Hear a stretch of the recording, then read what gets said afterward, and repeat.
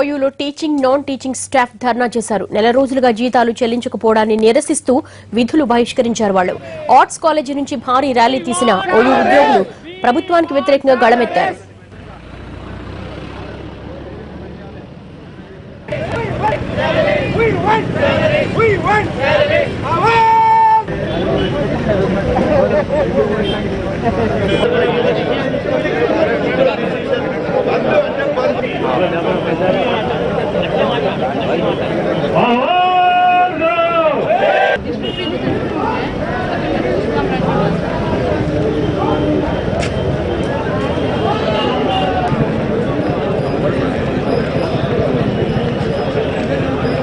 మాకు జీతాలు ఎవరికైనా జీతం ఫస్ట్ నాడే పే చేయాల్సిన అవసరం ఉంటుంది.